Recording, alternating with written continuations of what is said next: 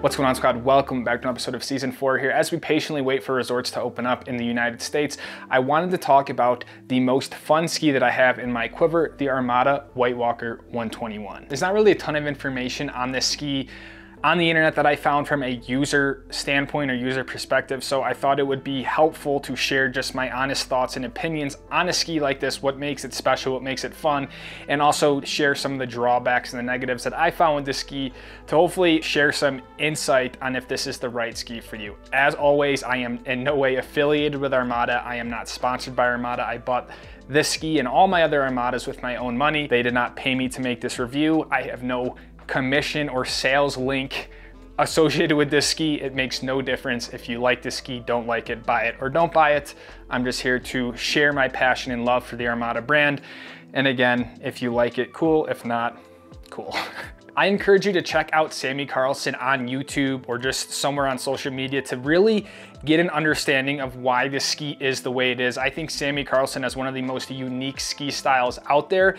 And not only is it an incredible skier to watch, it also just shows you why a ski is designed like this. For me, in my skill level of skiing, it feels like buying a sports car and then using it to just kind of drive around the street with. You don't maximize what the car's potential is. And I feel that with these skis as well. I'm just not a good enough skier, nor am I put in the positions that Sammy Carlson is in to truly extract the potential of this ski. I just think resort skiing with my skill level isn't really the best indication of this ski, put it that way, if that makes sense in a weird way. And lastly, I'm not an expert on skis. I honestly don't even really love doing ski reviews. I just like what I like. I use the ski, I go out, have fun, and enjoy the mountains. So take it with a grain of salt. If you're unfamiliar with some of the terms I'm gonna use, I made a basics of ski geometry video that just goes over rocker, camber, underfoot, side cut, all that sort of stuff. It might be helpful to watch and then come back to one of these videos.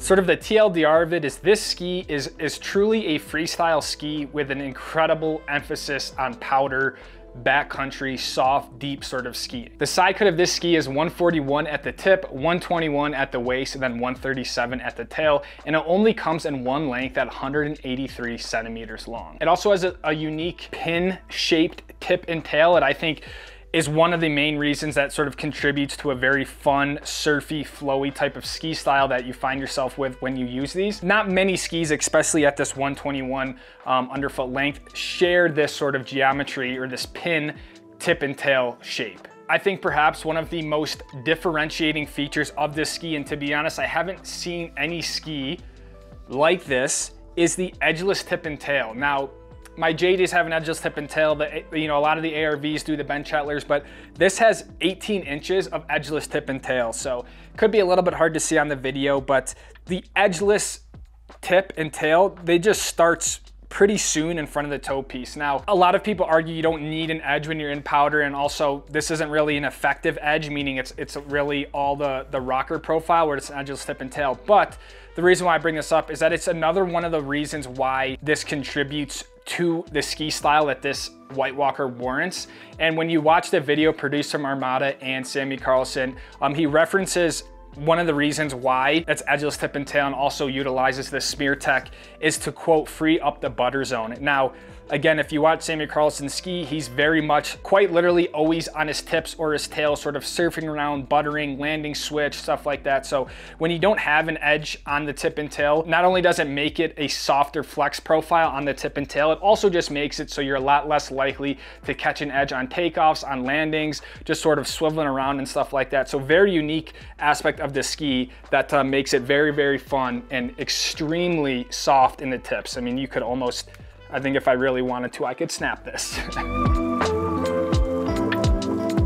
So now to get into a bit more specific geometry of this ski, talking about things like the rocker profile and the camber underneath the foot. There's an extreme amount of rocker in this ski. You can see just how much the tips and tails on both ends here diverge apart. So this is really all considered the rocker profile, which is giving you more flotation, helping you sort of navigate inconsistent crud and snow and stuff like that, but also making it so you have less effective edge, less edge contact for groomers and carving and stuff like that. But perhaps one of the most sort of telltale signs of this truly being a dedicated powder ski is the lack of camber underneath the foot. Now this ski is marketed that it has some camber underneath the foot, but I gotta be honest, when I look at it, there's very, very, very little camber. I would say on a scale of 0 to 1, the camber level on this ski has gotta be around 0.1, so 10%. I mean, it's not entirely flat, but there is very, very little camber in this ski. And why that's important is because it's just gonna give you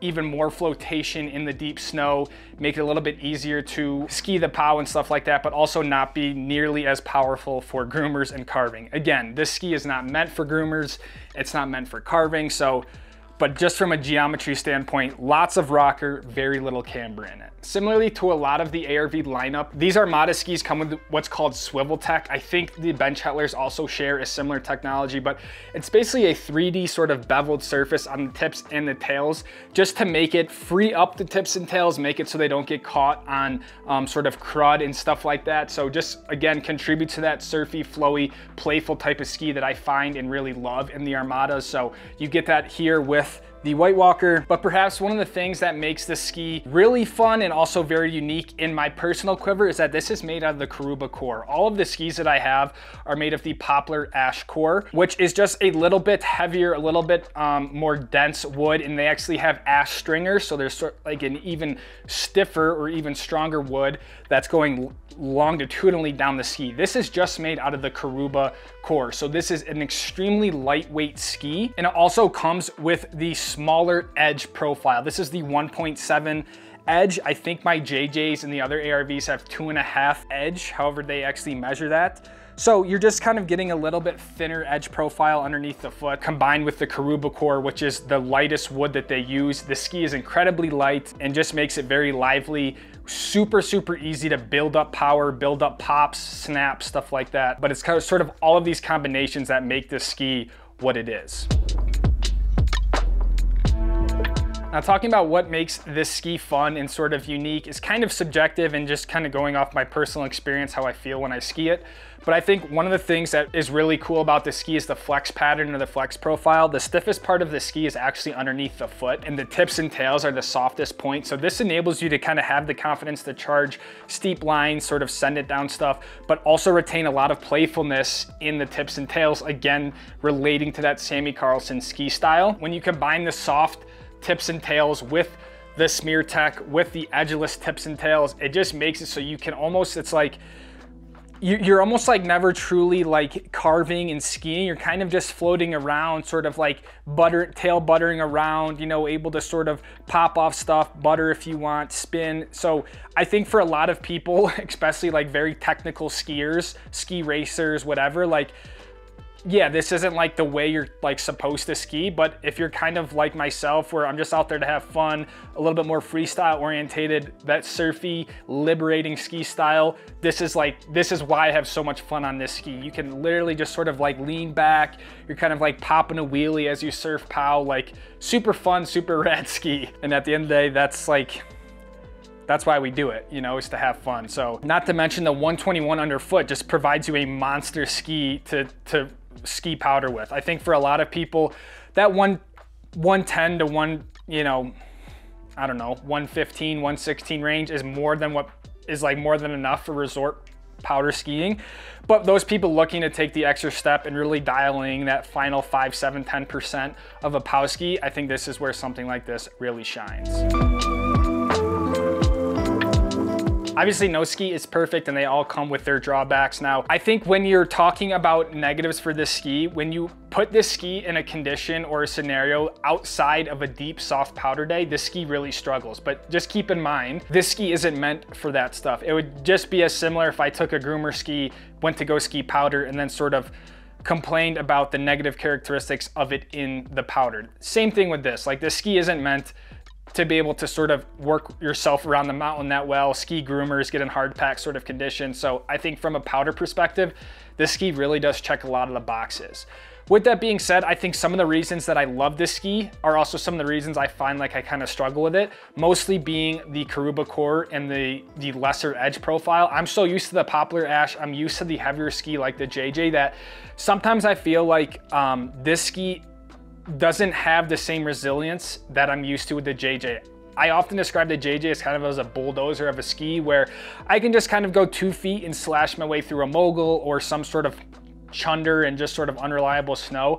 I find that with this ski, I almost feel the impacts a lot more in my feet and my ankles. Like this ski, because it's the lighter core, the smaller edge, I think it struggles a little bit when you get into those just sort of like harder type conditions. And additionally, with the ski being as soft as it is in the tips and the tails, I find that myself being 180 pounds, and I would say a little bit stronger than the average skier, I find that I'm if I really wanted to, I could sort of wheelie my way right to my back. Like there's instances where it's almost too soft for me. So kind of trade-offs, like what makes the ski fun is also, in my opinion, some areas where I find that the ski suffers when I'm looking for a little bit more performance. And probably the final 2 drawbacks is one, the length at 183 centimeters with the amount of rocker that the ski has. I think that for me, it's a little bit short. I would love to see the ski in like a 190 or 192. I think the ski would be an absolute monster. But like I said, like it's Sammy Carlson's signature ski, so I get it. I can make the 183 work. Just sort of kind of pigeonholes a lot of people. If you're taller, if you like a longer pow ski,